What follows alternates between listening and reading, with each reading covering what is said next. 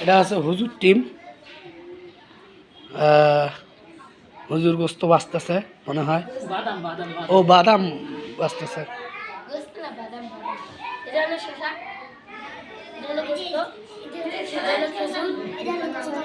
কত সেই মজা।